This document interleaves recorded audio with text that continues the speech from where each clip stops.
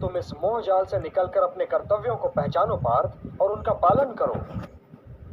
हे पार्थ, कर्म फल की इच्छा ही मार्ग में बाधा है। कर्म फल की इच्छा ही तो व्यक्ति के गले में बंधा हुआ वो पत्थर है जो उसे स्वयं की तहों से ऊपर उठने ही नहीं देता।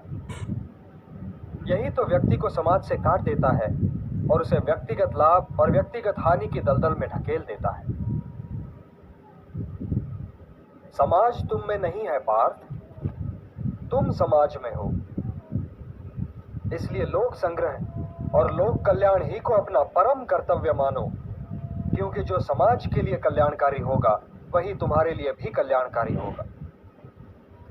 जो कर्म लोक संग्रह के लिए होगा पार्थ, उसी के द्वारा तुम्हें सिद्धि प्राप्त होगी।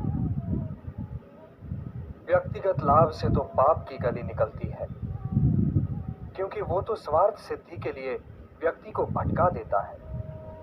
और हे पार्थ, ये भी न भूलो कि तुम एक महान पुरुष हो, और लोग तुम्हें दृष्टांत मानकर तुम्हारे पीछे पीछे काम और स्वार्थ के मार्ग पर चल पड़ेंगे, क्योंकि एक श्रेष्ठ व्यक्ति का आचरण तो दूसरों के लिए दृष्टांत बन ही जाता है। मुझे को लो। न मे पार्थास्ति कर्तव्यम त्रिषु लोकेषु किंचन, नानवाप्तम अवाप्तव्यम वर्त एव च कर्मणि।